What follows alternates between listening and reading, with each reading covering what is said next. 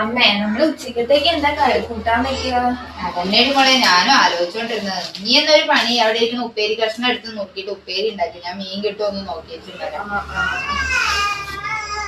ഞാൻ അത് നോക്കിയിട്ടുണ്ടായിരുന്നു. വീട്ടു പൊന്നുമോളെ ശാന്തമ്മ ചേച്ചിയാണല്ലോ വരുന്നത്. ഇത് വേഗം കൊച്ചിനെ കൂടെ കത്തിക്ക് നോക്കിയേ. വേഗം പോയിക്കോ കൊച്ചിനെ കൊണ്ടേ വെച്ചിട്ട് വാ. അമ്മോ, കണ്ണുകൊണ്ട് നോക്കി കല്ല് പൊടിക്കണ സ്ത്രീയാണ് അവർ. ഒന്നു തന്നെ മതിയായിരിക്കാണ്. ഒരു കുട്ടിയുടെ അനുഭവം കൊണ്ട് തന്നെ മതിയായിണോ അവരെന്റെ. അവര് പോയോ? അവർക്കവിടെ വേറൊരു ഏലനെ കിട്ടിയെന്ന് തോന്നണം. അവരങ്ങോട്ട് പോയി. എന്താ അവരങ്ങനെ പറയണത്?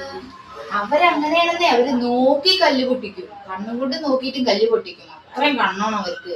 ഇവിടെ മറ്റേ കുട്ടി ഉണ്ടായിരുന്നില്ലേ, അവളുടെ കുട്ടി ഉണ്ടായിരുന്നപ്പോ ആ കുട്ടി ചെറുതായിരുന്നു. അപ്പൊ അതിന് കുറച്ച് അത്യാവശ്യം തടിയൊക്കെ ഉണ്ടായിരുന്നു.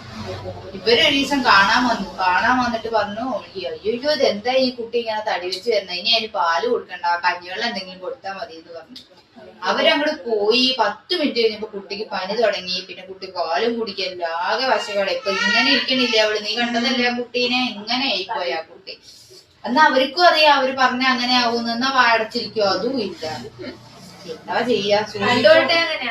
അവര് പണ്ടോട്ടെ എങ്ങനെയാ നമ്മുടെ അവിടെ നിന്ന് മുരിങ്ങ, എത്ര വലിപ്പമുള്ള മുരിങ്ങയായിരുന്നു. അവര് നോക്കിയതേ ഉള്ളൂ, അത് നിന്ന് കത്തിപ്പോയി.